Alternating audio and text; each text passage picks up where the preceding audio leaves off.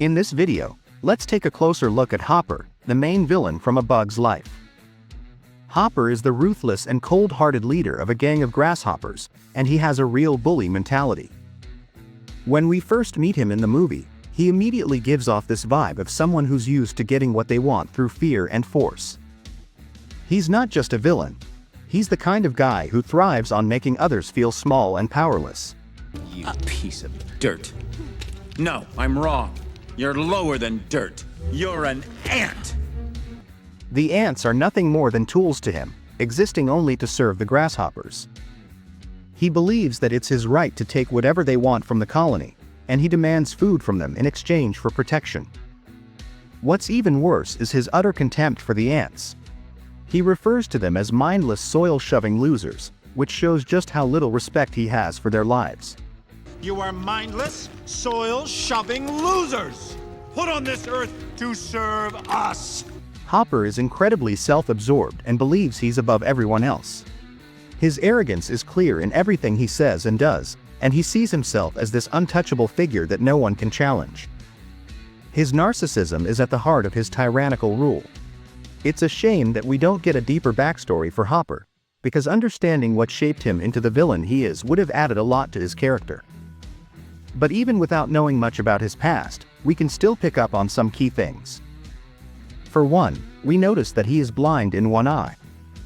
It's a detail that's easy to overlook, but it's actually a result of a run-in with a bird that left him scarred. This bird attack clearly left a mark on him, both physically and emotionally. In fact, Hopper is terrified of birds, calling them the real enemies. This fear is one of the driving forces behind his actions throughout the movie.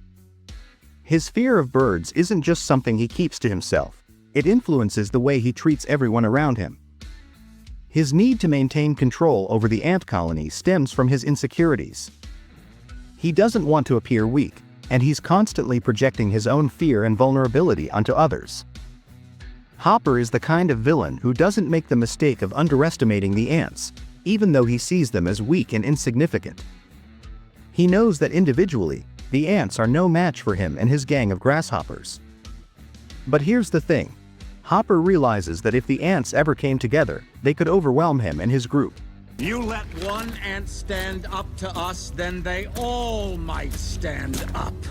Those puny little ants outnumber us 100 to 1. And if they ever figure that out, there goes our way of life. It's not about food. It's about keeping those ants in line. He understands the power of numbers, and that's what really scares him. If the ants were to unite and work as one, they could easily overpower the grasshoppers. So, instead of taking them lightly, he keeps them under his thumb through fear and intimidation, making sure that they stay divided and scared.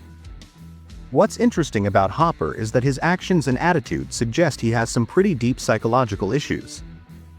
It's clear from the way he behaves that he might be dealing with something like antisocial personality disorder. This is a condition where people show a complete lack of regard for the rights and feelings of others. Hopper lies without hesitation, uses aggression to get what he wants, and has no remorse for the terrible things he does to others. His inability to form real healthy relationships is also a key sign of this disorder. All he really cares about is his own power and control. Looking at his behavior, it's not hard to imagine that he didn't just wake up one day and decide to be this way. His cruelty seems to be something he's always had inside of him, possibly shaped by his past. If we take a guess at where all this bitterness and aggression comes from, we might say that Hopper had a rough childhood. It's possible he grew up in an environment where he was either abused or neglected. His relationship with his brother Molt gives us a glimpse into his character. Molt is a source of comic relief in the gang, but he also highlights Hopper's need for control. Their interactions suggest that he feels threatened by Molt, especially since there are hints that their mother may have favored Molt, which fuels Hopper's insecurities. When it comes to his gang, Hopper rules through fear, not respect. He resorts to violence whenever anyone dares to challenge him.